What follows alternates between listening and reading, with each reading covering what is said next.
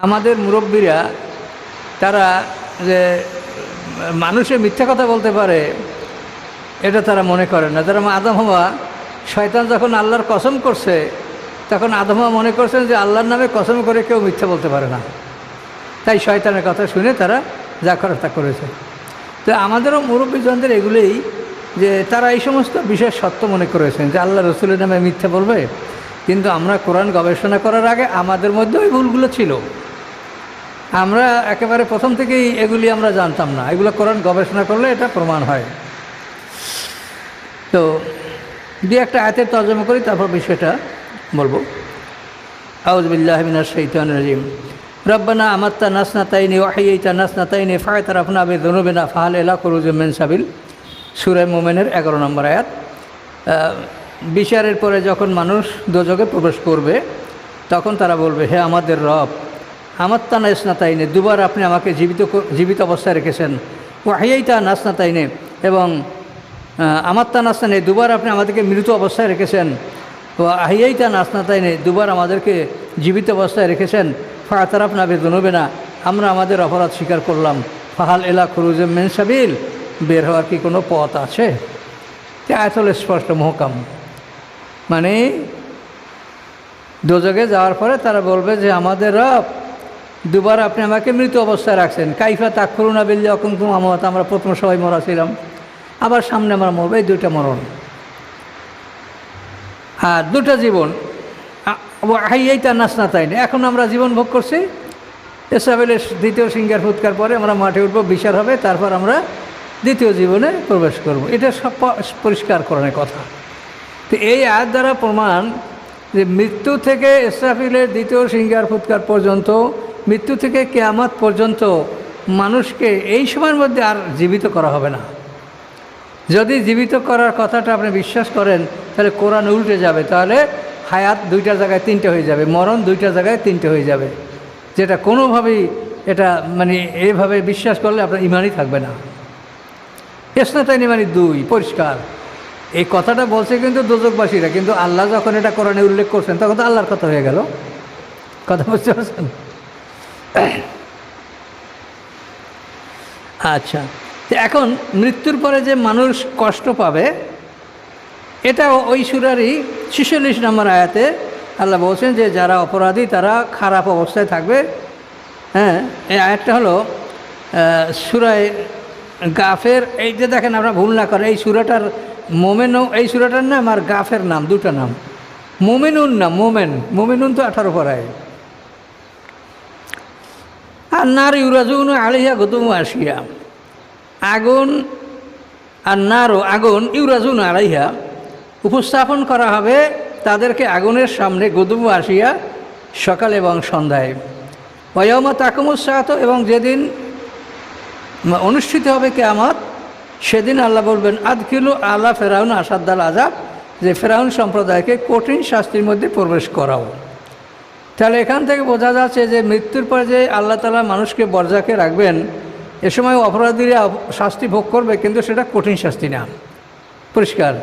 আদখিলু আলা ওয়ায়ামা তাকুমুস সাআত, সামান কিয়ামত, কিয়ামত যখন অনুষ্ঠিত হবে, আদখিলু আলা ফেরাউন আসাদ্দাল আযাব, আল্লাহ ফেরেশতাদেরকে বলবেন যে ফেরাউন সম্প্রদায়কে কঠিন শাস্তির মধ্যে প্রবেশ করাও। তাহলে কঠিন শাস্তি এই বরজাকে হবে না। এটা দেহ থেকে, আমাদের যে মাটির তৈরি দেহ, পদার্থের দেহ থেকে স্পিরিচুয়াল দেহ যেটা নফস এবং রূহ, এটা পৃথক করে ফেলানো হবে, দুটো দু জায়গায় রাখা হবে। আমাদের দেহটা মাটির মধ্যে থাকবে, আর ওটা আল্লাহ তাআলা বরজাকে রাখবেন। কোথায় রাখবেন? বরজাকটা কি পর্দার আড়ে জগৎ? এর কোনো ব্যাখ্যা আমাদের কাছে নাই। কিন্তু ওখানে যারা অপরাধী তারা ভালো থাকবে না। এখন এই যে আর নারও ইউরাজুন আলাইয়া গুদুম আসিয়া, সকাল সন্ধ্যায় তাদেরকে তাদের আগুনের ঠিকানাটা দেখানো হবে। তো এইটা সম্পর্কে দেখেন রাসূলের হাদিস স্পষ্টভাবে, এই আয়াতের সাথে রাসূলের হাদিস আছে, সেটা আপনি দেখেন।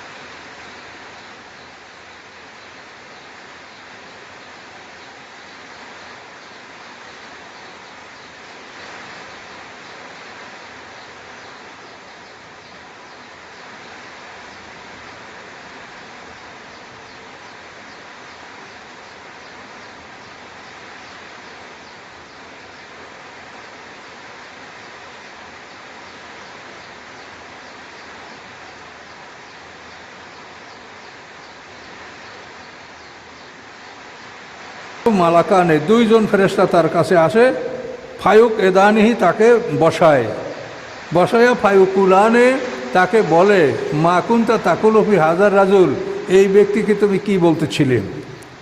তাহলে যে মানুষটার মধ্যে রূহ নাই, প্রাণ নাই, এখন তার দেহটা পছন্দ ধরতে শুরু করছে, ফেরেশতার আশিয়াদের বসাই ফেলাইলো। এটা কীরকম কথা? মানুষকে এইভাবে জীবিত করার কথা আল্লাহ বলছেন?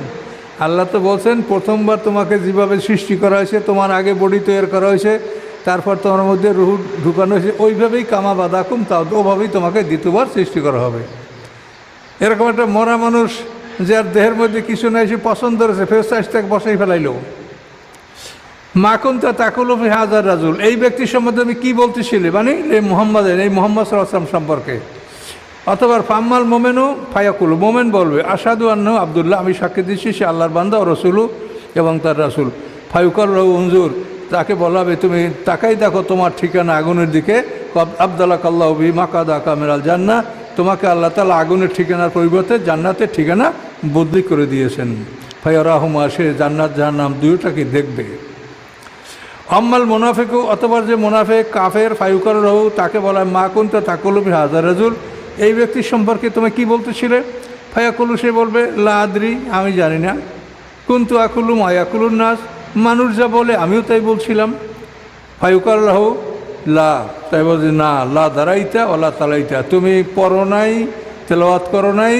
ওয়ুদ্রুব মাতারেকে মেন হাদিদেন, এবং তাকে পিটানো হবে লোহার মুদগার দ্বারা, মুগুর দ্বারা, এমন পিটান যে ফায়ুসহু সহিয়াতান ইয়াসমাউহা, এমনভাবে সে চিৎকার করবে, সেই চিৎকার শুনতে পারবে যারা তার আশেপাশে আসে, গায়রু সাকালান, জিন ইনসান ব্যতীত।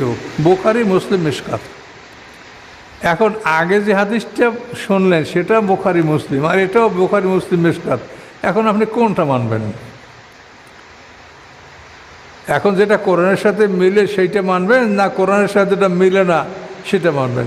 আর বুখারী মুসলিম কেনই বা দুই রকমের কথা বলবেন? কোরআনে তো দুই রকমের কথা নাই, কোনটা সত্য? তো এখন এইভাবে আরও বহু হাদিসগুলি আছে, সবই ওই রকম। এর সামনে আর এক হাদিস আছে, এমনভাবে পিটান মারা হবে যে তাকে মাটির সাথে ধুলার সাথে মিশিয়ে দেওয়া হবে, তারপর আবার তার মধ্যে প্রাণ ঢুকানো হবে, তারপর আবার তাকে মারা হবে, এইভাবে তাকে শাস্তি দেওয়া হবে। এখন এই কথাগুলি যে কোরআনের খেলাফ, সেইটা আপনারা বোঝার চেষ্টা করেন যে এটা কোরআনের খেলাফ কেন। আল্লাহ তাআলা বলেন লা মুবাদ্দিলা লিকালিমাতিল্লাহি ওয়া লাকাদ জাআকা মিন নাবাইল মুরসালিন। আল্লাহ বলেন আল্লাহর বাণীর কোনো পরিবর্তনকারী নাই। আল্লাহ যা বলেছেন তার এই বাণীকে কেউ পরিবর্তন করতে পারে না। লা মুবাদ্দিলা লিকালিমাতি ওয়ালান তাজিদা মিন দুনি মুলতাহাদা, আপনি আল্লাহর বাণীর কোনো পরিবর্তন করে আপনি পাবেন না, এবং আল্লাহ ছাড়া আপনি কোনো আশ্রয়স্থলও পাবেন না। তা আল্লাহর বাণীর কোনো পরিবর্তন নাই, এটা আল্লাহ কোরআনে ঘোষণা। বহু আয়াত আছে, দুইটা আমি তুলছি, বহু আয়াত আছে। এদের আর একটা, উতলু মা উহিয়া ইলাইকা মিনাল কিতাবে রব্বিকা লা মুবাদ্দিলা লিকালিমাতি ওয়ালান তাজিদা মিন দুনি মুলতাহাদা, সূরা কাহফের 115 নম্বর আয়াত। তো আল্লাহর যে আয়াত, এটার কোনো পরিবর্তনকারী নাই। তো আল্লাহ বলছেন যে সকাল সন্ধ্যা তাদেরকে তাদের ঠিকানা দেখানো হয়। এখন আপনি যদি বলেন যে না, তাদেরকে বসানো হয়, পিটানো হয়, মারা হয়, চিৎকার করে, পাঁজরের হাড্ডি এমনভাবে চাপ দিয়ে পাশ থেকে ওপাশে মিশিয়ে ফেলানো হয়, তাহলে এটা তো আল্লাহ বলে নাই। এইটা যদি এখনই হয় তাহলে বিচারের দিন হাসরের ময়দানে কি বিচার করবে বলেন? আল্লাহ বিচারের জন্য একটা দিন ধার্য করছে, যেটা আপনি সূরা ফাতিহাই আপনি পেয়েছেন কি, তিনি মালিকি ইয়াউমুদ্দিন। ইয়ম মানে কি? একদিন। আর বহু বছর কি? আইয়াম। তো ইয়াউমুদ্দিন মানে একটা দিন, ইয়ম এক বছর, আইয়াম বহু বছর। আইয়াম তো বলেন একদিন, একটা দিনে তিনি বিচার করবেন 50,000 বছরের সমান একটা দিন, এটা কোরআনে বলা আছে। তিনি বিচার করবেন, বিচারের পরে কঠিন শাস্তি যার যা হয় সেটা সে ভোগ করবে, এবং এই যে ঠিকানা তাদেরকে দেখানো হয়, এই ঠিকানায় তাকে পাঠানো হবে। দেখেন আল্লাহ ন্যায় বিচারক। তো এখানে কবরের যে মারার কথা বলা হলো, এখানে কিন্তু সবাইকেই কি পাঁজরের হাড্ডি মিশিয়ে ফেলানো হবে? অপরাধী যারা তারা সবাই তো সমান অপরাধী না। তাহলে এখানে যা বলা হলো এতে তো পৃথক করা হলো না, মানে সবাইকেই কি হাড্ডি একেবারে গুঁড়ো গুঁড়ো করে ফেলাইবে? সবাই কি মারি ফেলানো হবে এরকম পিটাইয়া? অপরাধী কি সব সমান? কিন্তু কোরআনে আল্লাহ যেটা বলছেন সেটা দেখেন, এত সুন্দর আপনি যুক্তিসঙ্গত, যে প্রত্যেকটা মানুষকে তার ঠিকানা দেখানো হবে। তাহলে যে যে পরিমাণ অপরাধ করেছে, যে পরিমাণ ভালো করছে, যে পরিমাণ ওই অনুযায়ী তার বাড়ি, ওইটাই তাকে দেখানো হবে। তাহলে এখানে কিন্তু তার উপরে ন্যায় বিচার করা হলো। আর এখানে যেটা আপনারা বলছেন তাতে তো কারো বলেন নাই যে এর মধ্যে সবাইকে হাড্ডি গুঁড়ো গুঁড়ো করা হবে, সবাইকে পিটানো হবে। এটা তো কমন কথা বলা হলো কবরে। এই জন্য আল্লাহ বলেন যে আমার এই বাণীর কোনো পরিবর্তন নাই। আল্লাহ কোরআন পাকে যে কথাগুলি বলেছেন, এই কথার পরিবর্তনকারী কেউ নাই, কেউ এটা পরিবর্তন করতে পারে না। কিন্তু আপনারা যদি এই হাদিসগুলি মানেন তো আল্লাহর কোরআন তো উল্টে যাচ্ছে। আচ্ছা, এখানে আরও একটা গুরুত্বপূর্ণ বিষয় আছে যে মান রব্বুকা, তোমার রবকে আল্লাহ, তোমার দিন কি ইসলাম, তোমার নবীকে মুহাম্মদ সাল্লাল্লাহু আলাইহি ওয়াসাল্লাম। এই কথায় তো কোনো বিচার হয় না। তার কারণ কোরআন পাকে আপনি দেখেন, কোরআন পাকে আল্লাহ তাআলা পরিষ্কারভাবে আল্লাহ তাআলা বলেছেন সূরা আনামে 33 নম্বর আয়াত। এখানে আল্লাহ তাআলা বলেছেন ফাইন্নাহুম লা ইউকাযযিবুনা ওয়ালাকিন্না যালিমিনা বিআয়াতিল ইয়াজহাদুন, এই একটা আয়াত। আর অন্য একটা আয়াতে আল্লাহ বলেছেন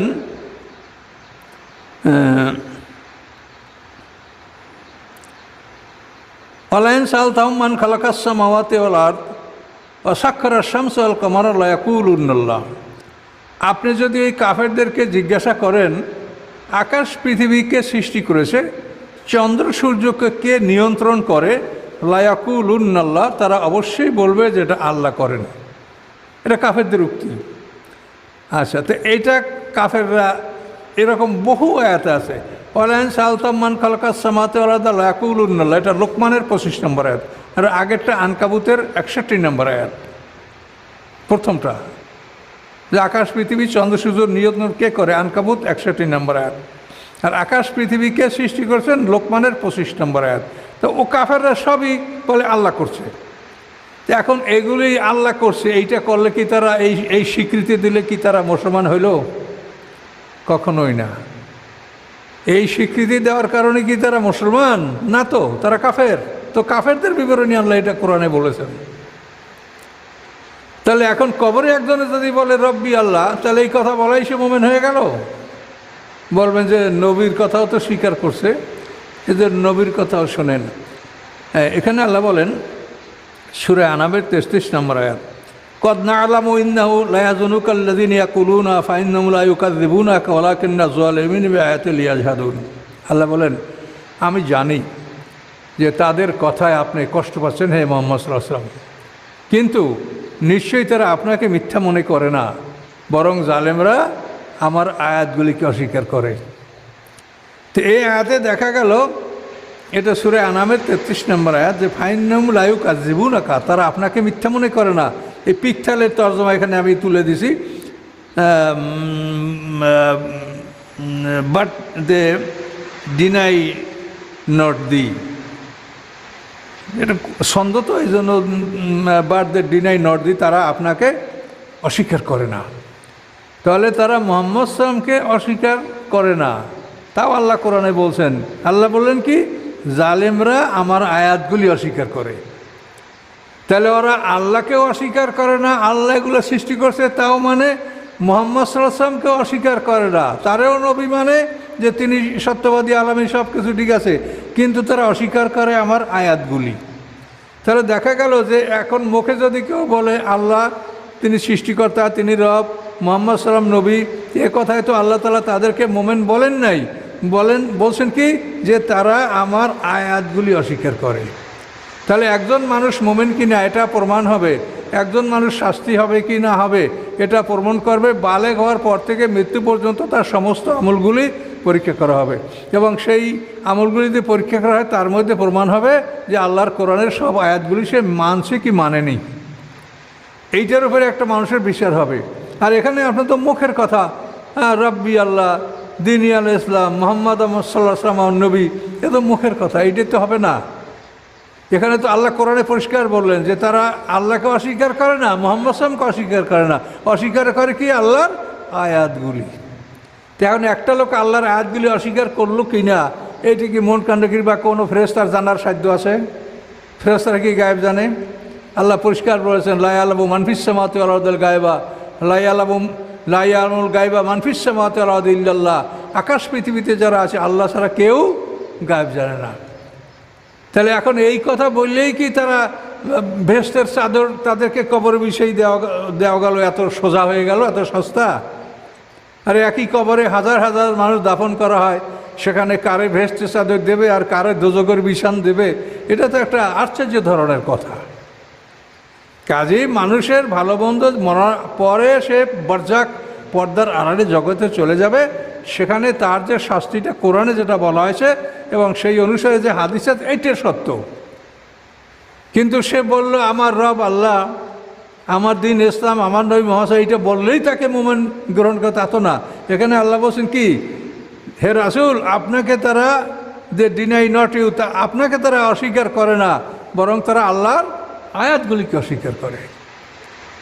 তা আমাদের সমাজে দেখেন তো এটাই তো প্রমাণিত হবে। আমরা রাসূলের প্রতি সবারই মহব্বত আছে, ঈদে মিলাদুন্নবী, সিরাতুন্নবী সবই আমরা করি, কিন্তু কোরআনের আয়াত সেখানে আমরা মোটেও নাই। আয়াতগুলি আমরা অস্বীকার করতেছি। বহু মানুষের জীবনে প্রমাণ হবে। তাহলে কোরআন যেটা বলছে স্পষ্ট, আমরা তো কোরআনের বাইরে কোনো কথা আপনাকে বলছি না, কোরআন যেটা স্পষ্ট বলছে তাতে একটা মানুষ আমার রব আল্লাহ, সৃষ্টিকর্তা আল্লাহ, এইটা বললে সে মোমেন হয় না, এবং মুহাম্মদ সাল্লাল্লাহু আলাইহি রাসূল তিনি নবী, এটা বললেও সে মোমেন হয় না। মোমেন হওয়ার শর্ত হলো ইন্নাল্লাযিনা আমানু ওয়া আমিলুস সালিহাত, ঈমান আনবে, আমলও করবে। তো ঈমান এনেছে, আমল করেছে কি না, এটা তো তার আমলনামা পরীক্ষা ছাড়া কোনোভাবে বোঝা যাবে না। কাজেই সেখানে এই আমলনামা পরীক্ষা করার কারো ক্ষমতা আছে? মুনকার নেকিরের নাম কি কোরআনে আছে? এবং এই কথাগুলো বিশ্বাস করলে কি হয় যে আল্লাহ বলছেন ওই যে রম্বানা আমাত্তা নাস্তাতাইনি, দুইটা মরণ দুইটা জীবন, সেখানে আপনার জীবন হয়ে যায় তিনটা, মরণ হয়ে যায় তিনটা। কাজে এটা তো আল্লাহর কালামকে আপনি পাল্টাইতে পারবেন? আল্লাহ তো চ্যালেঞ্জ করে বললেন লা মুবাদ্দিলা লিকালিমাতিহি, যে আল্লাহর এই বাণীর পরিবর্তনকারী কেউ নাই। তা আপনারা কি আল্লাহর বাণী পরিবর্তন করবেন? আর বুখারী শরীফের হাদিস, এখন আপনি কোনটা মানবেন? ওটাও বুখারী শরীফ বলল যে তাদেরকে সকাল সন্ধ্যা তার ঠিকানা দেখানো হয়। তো এটা কিন্তু ন্যায় বিচার। ঠিকানা আপনাকে, যে ঠিকানা আপনি যেটা অর্জন করেন সেইটাই আপনাকে দেখানো হচ্ছে। যদি সবাইকে ভয়ানক শাস্তি দেওয়া হয় তাহলে এটা তো অবিচার হইতো। কিন্তু আপনি কবরে তো সেইটা আপনি পারছেন না। কবরে আপনি বলছেন যে চাপ দিয়া ভেঙ্গে চুরিয়ে ফেলাইবে, পিটিয়ে যাগো, সবাই পিটবে, সেখানে তো আপনি ভাগ করতে পারলেন না। আর আল্লাহ যেটা বলছে সেখানে আপনার ঠিক মতো বলছে যে তুমি যা করছো সেই ঠিকানা তোমাকে দেখানো হবে। তাহলে আল্লাহর কথা আর এই কথা দেখেন, আল্লাহর কথার সাথে কোনো কথা মিলে না। আল্লাহ ন্যায় বিচারক। আর এই বুখারী শরীফ কয় রকমের হাদিস বলবে, এখন কয়টা আপনার কয় রকমের হাদিস আমরা মানব?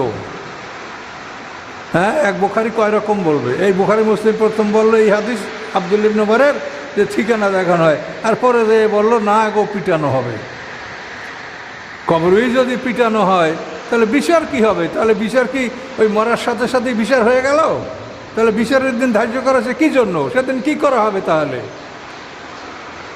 কাজে এগুলি আপনারা মাথায় নেন, বিবেচনা করেন, এগুলি যতদিন ভুল বলেছেন তওবা করেন, আর যদি না করেন তা আল্লাহর কালামে যা আছে সেটাই আমাদের সবারই সেটার সম্মুখীন হতে হবে। কাজে এই জন্য এই বিষয়টা সম্পর্কে আমি বহু কথা বলেছি, আজকে আপনাদের চূড়ান্ত কথা বললাম যে মৃত্যুর থেকে কিয়ামত পর্যন্ত, অর্থাৎ দ্বিতীয়বার আমাদের হাসরের ময়দানের জন্ম, আমরা ইসরায়েলের সিংহের ফুৎকারে আমরা দ্বিতীয় সিংহের ফুৎকারে আমরা উঠব, এর মাঝখানে মানুষের কোনো জীবিত করা হওয়ার কোনো দলিল কোরআনে নাই। আর এটা যদি আপনি হাদিস দ্বারা মানেন তাহলে কোরআন বদলি করে ফেলাইলেন আপনি। কোরআনে বলছেন জীবন দুইটা মৃত্যু দুইটা, আপনি সেটাকে তিনটা বানাবেন, মানে জীবিত করবে তারপর আবার মরবে। এটা কে করবে? কার ক্ষমতা আছে এইটা? কোনো ফেরেশতা গায়েব জানে? এটা কি করে ফেরেশতারা এটা করতে পারে? আর আল্লাহ তো বলেই দিয়েছেন যে কামা বাদাকুম তাউদুন, প্রথমবার যেভাবে তোমাকে আমি প্রাণ দেওয়ার আগে আমি তোমার বডি তৈরি করছি, দ্বিতীয়বার তোমাকে আমি প্রথম সিঙ্গার ফুট করে বডি তৈরি করবো, দ্বিতীয় সিঙ্গার ফুট করে তোমার মধ্যে নফস দেবো, তারপর তুমি তৈরি হবে। ওই প্রথমটা যেরকম দ্বিতীয়টা ওই রকম, কিন্তু মাঝখানে কবরে এই মরা দেহ পচা দেহ এইখানে কি ইঞ্জিন যোগ হইতে পারবে? কাজে এই কথাগুলো আপনারা বোঝেন, কোরআনকে সামনে রাখেন, কোরআনকে পিঠের পিছনে ফেলে দিয়েন না, মহাবিপদ হবে কিন্তু। আর কোনো মানুষের বিচার এইরকম মুখামুখি হবে না। আল্লাহ সব বিধান আমাদেরকে লিখিতভাবে পাঠিয়ে দিয়েছেন, এবং আমাদের যে বিচার হবে সেটা আমাদের লিখিত আমলনামা, আমরা যেটা করছি সেটা লিখিত আছে, এই রেকর্ড দেখে তারপর জাজমেন্ট করা হবে। বালেগ হওয়ার থেকে মৃত্যু পর্যন্ত কি আমল মানুষ করছে, সেখানেই দেখা যাবে যে একটা লোক কোরআন কতখানি মানছে কতখানি মানে নাই। এটা তো সহজ ব্যাপার না।